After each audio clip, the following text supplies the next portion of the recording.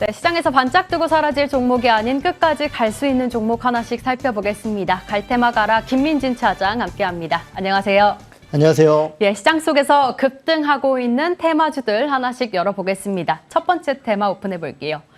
바이오주 이야기 나눠보고자 합니다. 부진했던 노바백스가 인도네시아의 승인을 받으면서 SK 바이오사이언스를 비롯해서 바이오주들이 대다수 반등에 성공을 했는데요.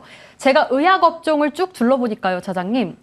8월 달에 15%가 넘게 평균적으로 올랐다가 네. 어제까지 19% 가깝게 급락을 했습니다. 즉, 이벤트가 있을 때 올랐던 것을 그 이벤트가 끝나면 모두 반납을 하고 오히려 낙폭이 큰 상황인데 네. 지금 구간에서는 저가 매수로 봐야 할까요? 아니면 이렇게 기회를 줄 때 탈출의 개념으로 봐야 될까요? 사실 올라와 있다가 빠진 종목군들은 상관이 없습니다. 네. 그런데 주요 바이오주들 같은 경우, 특히 이제 작년도, 재작년도에 큰 수익을 올렸었던 일부 바이오주들 같은 경우는 연간 기준으로 내내 하락한 기업들도 많죠. 거의 뭐 40% 가까이 연간 기준 하락한 기업들도 있고요.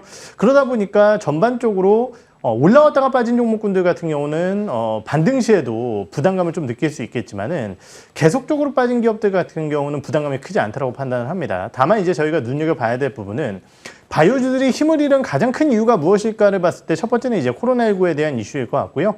두 번째는 새로운 테마들에 대한 등장이 아닐까라는 판단이 듭니다. 컨텐츠라든지 메타버스, 그렇죠. 이런 것들이 좀 올라오기 시작을 하면서 바이오주들이 힘을 잃었다라고 한다면은 이러한 종목군들의 상단이 좀 제한되는 구간에서는 바이오주들을 볼 수 있다는 측면에서 오늘 같은 경우 일부 관련주들이 좀 흔들리고 있는데요. 이러한 모습들이 좀 지속될 때 바이오주들의 저가 매수에 나서는 구간이 아닐까라는 판단 드려보도록 하겠습니다. 네, 사실 주식시장에서 순환매가 워낙 빠르게 돌고 있다 보니까 일명 유행이라고 하죠. 최근의 유행은 바이오가 아니다라고도 판단이 되는데 이 중에서 저희가 좀 저가 매수할 만한 좋은 종목 어떤 거에 좀 집중하세요? 네, 저는 코로나19 영향이 없는 기업, 왜냐하면 이제 뉴스가 있는 기업들 같은 경우 뉴스에 네. 따라서 이제 크게 왔다 갔다 할 가능성이 있기 때문에 그냥 주가가 많이 빠진 기업 쪽에서 하나 골라봤고요. 매드팩토라는 기업을 좀 말씀을 네. 드려볼까 합니다.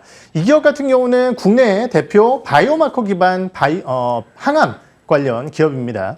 이 회사가 가지고 있는 강점이라고 한다면은 결국은 이제 최근 진행되고 있는 항암 쪽에 트렌드라고 할 수 있는 병용 투여 쪽에서 상당히 강점을 가지고 있다라고 말씀을 드릴 수 있을 것 같은데요.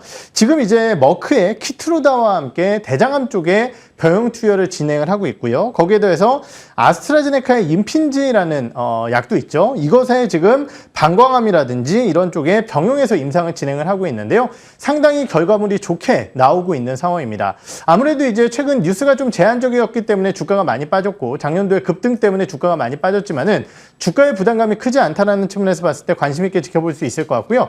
주가 차트 흐름을 보시면은요.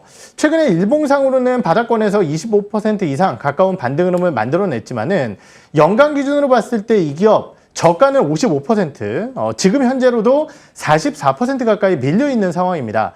주가의 부담이 크지 않다는 측면에서 봤을 때 최근 나타나고 있는 반등의 폭 자체가 조금 더 이어질 수 있을 것이다라는 판단 하에 목표가는 8만 원 선, 손절가는 6만 원 선을 제시를 해드려보도록 하겠습니다. 네, 이렇게 오늘 바이오주에 대해서 살펴봤습니다. 코로나19의 타격을 덜 받을 만한 종목 매드팩토 오늘 찝어주셨고요. 목표가 8만 원, 손절가 6만 원 함께 짚어드릴게요. 이렇게 첫 번째 테마 살펴봤고요. 바로 이어서 두 번째 테마 열어볼게요. 김민진 차장의 갈테마 오픈해 보겠습니다. 교육 사이클이 변화하고 있습니다. 사실 정책주로도 묶여있는 게 교육주가 아닐까 싶은데 그런 관점에서 종목을 골라주실 것 같아요. 오늘만 같아도 나름 견조한 흐름 보여지고 있네요. 어디에 주목해 볼까요? 네, 말씀 주셨듯이 지금 교육 관련주들은 첫 번째 이제 위드 코로나 관련된 이슈가 있습니다. 아무래도 이제 오프라인 학원 쪽에 대한 이익률이 올라올 수 있다는 측면이 첫 번째 이슈일 것 같고요. 두 번째는 정책적인 측면에서 정시 비중이 늘어난다라고 했을 때 결국은 학원 쪽에 대한 수요량이 늘어날 가능성이 높다라는 측면에서 교육 관련주들 한번 관심 있게 지켜볼 만한 이슈일 것 같고 특히 겨울방학이 진행되는 시점에서는 관련주들이 또 움직임들이 괜찮습니다. 이러한 부분들을 종합적으로 고려해 봤을 때 한번 지켜볼 만한 테마가 아닐까라는 판단 드려보도록 하겠습니다. 네, 사실 지난해 코로나 타격으로 인해서 온라인 교육주들의 흐름은 굉장히 좋았었는데 지금 좀 또 한번 주목해보자라고 말씀을 해주셨습니다. 어떤 종목에 주목하실까요? 최근에 자주 나오고 있는 종목이 있는데 혹시 청담러닝을 준비하셨을까? 예, 맞습니다. 네. 오늘 제가 준비한 기업은 청담러닝이고요. 첫 번째 제가 선택한 이유는 아무래도 이제 실적적인 측면이 될 것 같은데요. 청담러닝 같은 경우는 이제 영어 쪽 같은 경우는 온라인이 강점을 가지고 있기 때문에 꾸준한 수익을 냈었던 상황 속에서 자회사 쪽이라고 할 수 있는 이 수학학원, CMS 에듀 쪽이죠. 이쪽 같은 경우는 아무래도 이제 오프라인 쪽이 중요하다고 말씀을 드릴 수 있겠는데요. 최근 진행되고 있는 위드 코로나 이슈에 따라서 이쪽에 대한 수익성이 개선될 가능성이 높아지고 있고요. 거기에 더해서 코딩 학원이라든지 이런 쪽에 전반적으로 재원생이 늘어나게 되면서 실적의 기대감들이 높아지고 있는 상황입니다. 거기에 더해서 청담러닝 같은 경우는 하나의 이슈, 기대감이 더 있다라고 말씀을 드릴 수 있겠는데요. 바운시라는 플랫폼을 좀 만들어내고 있는 상황이죠. 이것 같은 경우는 아무래도 메타버스 쪽과 결합된 교육 플랫폼이라고 생각을 하시면 될 것 같습니다. 이 회사가 가지고 있는 여러 가지 컨텐츠의 기획력이라든지 오랜 기간 동안 진행해왔었던 여러 가지 수업에 대한 능력, 이러한 부분들을 총망라해서 만들어내는 메타버스 플랫폼이라고 말씀드릴 수 있겠는데요. 이쪽에서 학원생들 같은 경우는 1:1 교육이라든지 AI와의 합습, 그리고 다양한 즐거운 컨텐츠와 그리고 학습 능력 배양을 통해서 전반적으로 이러한 부분들에 대한 기대감들이 커져나가고 있다는 점 말씀을 드리겠습니다. 주가 차트의 흐름을 보시면은요, 언급드렸듯이 다른 교육 관련주들 대비해서도 양호한 주가 흐름들이 연출되고 있고, 이것은 실적과 함께 최근 진행되고 있는 메타버스 플랫폼에 대한 기대감 때문이 아닐까라는 판단이 드는데요. 직전 고점 수준까지 1차적으로는 주가가 올라와 있는 상황입니다. 하지만은 최근 진행되고 있는 호조 속에서 이 가격대는 돌파할 가능성이 높다라는 판단하에 목표가는 41,000원 선, 손절가는 32,500원 선을 제시를 해드려보도록 하겠습니다. 네, 최근 들어서 교육주가 또 메타버스 관련주로 엮여 있기도 합니다. 실제로 제 주변에도 최근에 보면은 메타버스 관련돼서 온라인으로 교육을 하고 있는 애기들 정말 많이 네. 봤거든요. 그러한 관점에서 변화하고 있는 것에 함께 따라가자라고 말씀을 해주신 것 같습니다. 오늘의 추천주로는 청담러닝 잡아주셨고요. 목표가 41,000원, 손절가 32,500원 선 짚어주셨습니다.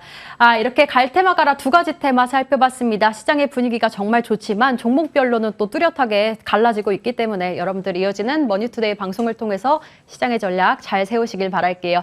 저희 갈 테마 가라와 함께 이슈앤뷰 여기서 함께 인사드리겠습니다. 김민진 차장님과 인사드릴게요. 시청해주신 여러분 고맙습니다.